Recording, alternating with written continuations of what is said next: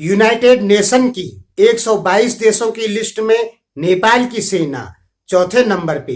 भारत, चीन और पाकिस्तान नेपाली सेना से पीछे। नमस्कार, इस वीडियो में नेपाल की 3 बातें।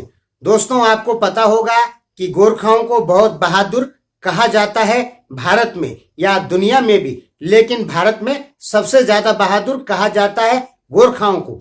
हालांकि मैं गढ़वाल का रहने वाला हूं और गोरखाओं को गढ़वालियों से ज्यादा बहादुर नहीं मानता हूं। क्यों नहीं मानता हूं? क्योंकि गोरखा यानी नेपाली सेना को 13 साल लग गए छोटे से गढ़वाल को कब्जा करने में। गढ़वालियों के पास केवल 1700-1800 की सेना होती थी और नेपालियों के पास में 8000-6000 की सेना होती थी। फिर भी गोरखाओं को गढ़वाल पर कब्जा करने में 13 साल लग गया। और उसके बाद नालापानी में गढ़वालियों ने गोरखाओं को हराया।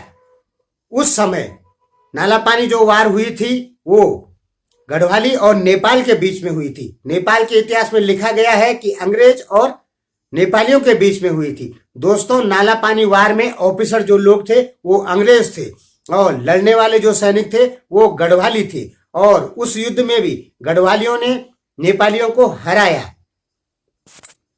तो मैं नेपालियों को गढ़वालियों से ज्यादा बहादुर नहीं मानता हूं। हालांकि एक सच ये भी है कि गोरखाओं की जो जातियां हैं वही जातियां लगभग गढ़वालियों की भी मिलती जुलती जातियां वही हैं। लेकिन क्या करें, भारतीय मीडिया की बात भी सुननी पड़ेगी। आप भारत के मीडिया को ढंग से देखेंगे तो हजारों वीडियो ऐसे आपको मिल जाएंगे जिनमें गोरखाओं को बहुत ही ज्यादा बहादुर बताया जाता है। आप चाहे हिंदी भाषा के वीडियो सुने, भारतीय अंग्रेजी भाषा के सुने, तमिल भाषा के सुने, मराठी के सुने या राजस्थानी के सुने, किसी भी भाषा में आप वीडियो सुन सकते हैं और ऐसे वीडियो हजारों मिल जाएंगे आपको जो केवल और केवल गोरखाओं को बहुत बहादुर बताते हैं।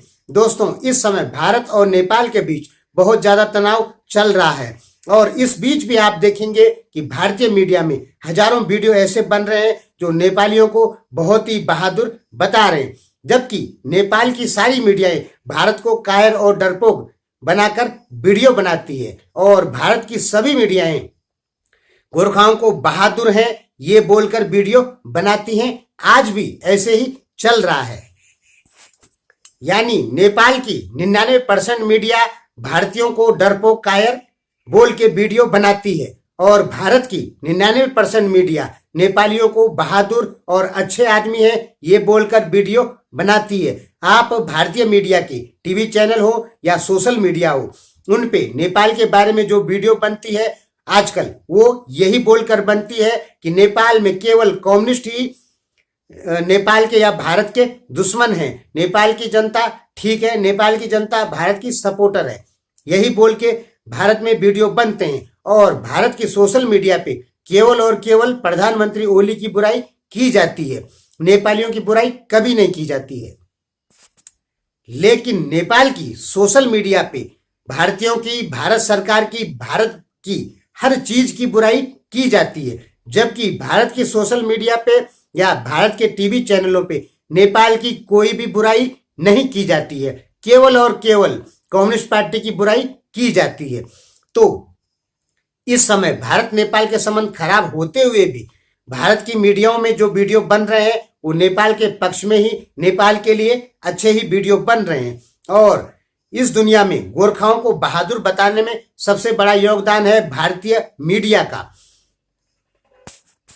भारत में जितनी भी भाषाएं हैं सभी भाषाओं में गोरखाओं के ऊपर वीडियो लगभग बने हुए हैं और उन वीडियो में केवल एक ही चीज बताया गया है कि गोरखा बहादुर होते हैं। हालांकि मैं गढ़वालियों से ज्यादा बहादुर गोरखाओं को नहीं समझता हूं।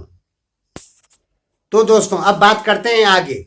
122 देशों की लिस्ट निकाली यूनाइटेड नेशन ने, जो उनके शांति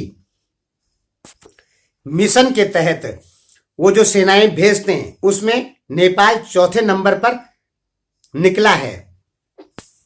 यानी नेपाल ने सबसे ज्यादा सैनिक शांति मिशन में भेजे हैं यूनाइटेड नेशन की तरफ से। और जहां जहां नेपाली सेना भेजी है नेपाली सेना ने पूरे इलाके को कंट्रोल में किया है। इस लिस्ट में नेपाल चौथे नंबर पे है, भारत 5वें नंबर पे है, चीन 10वें नंबर पर है। हालांकि ये नेपाल के लिए बहुत अच्छी बात है कि 122 देशों की लिस्ट में नेपाल चौथे नंबर पे है और सबसे परफेक्ट ढंग से काम करने में नेपाल चौथे नंबर पे है। ये नेपाल के लिए काफी खुशी की खबर है। बहराइन के जो प्रिंस हैं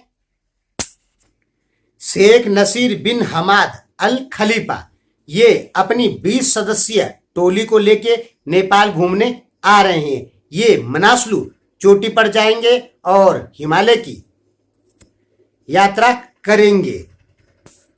जबकि नेपाल सरकार द्वारा सभी विदेशियों को नेपाल आने पर रोक लगा दी गई है, लेकिन नेपाल सरकार ने 20 सदस्यीय बहराइन के जो राजकुमार हैं उनकी जो ग्रुप है उनका उसको इजाजत दे दी है नेपाल में आने के लिए। ये 15 सितंबर तक काठमांडू में पहुंचेंगे और उसके बाद ये हिमालय की यात्रा करेंगे। दोस्तों, आप कहते हैं कि भारत में या भारत पुलिस द्वारा नेपालियों के साथ न्याय नहीं किया जाता है। तो दोस्तों, क्या हुआ कि जयपुर में संगम भोजनालय है एक, उसमें नेपाल का एक आदमी है मंगल बहादुर सुनार, जो दिमागी अपेक्षा थोड़ा उनका दिमाग माने सही काम नहीं करता है, दिमाग से विकलांग हैं। तो 10 साल पहले वो वहां जयपुर गए और अपना खाना पीना खाने की कमी थी तो वो उस होटल में रह गए और होटल वाले ने उन्हें खाना पीना सब दिया। मंगल बहादुर सुनार जो थे वो अपनी मर्जी से वहां पे काम करते थे, नहीं करते थे, लेकिन होटल वाला 10 साल से उनको खाना खिला रहा है। और आप जानते हैं कि जो दिमागी विकलांग आदमी होते हैं उनसे काम कराना इतना सरल नहीं होता है। तो मंगल बहादुर सुनार 10 साल से वहां पे लगातार उस जगह पे मौजूद थे संगम भोजनालय में। अब क्या हो गया कि किसी ने पुलिस को झूठ कह दिया कि मंगल बहादुर 10 साल से संगम भोजनालय में काम करते हैं और इनको तनख्वाह नहीं मिलती है। हालांकि जो संगम भोजनालय के मालिक थे वो उनको तनख्वाह नहीं देते थे, कभी कभार कुछ पैसा दे दिया वो अलग बात है।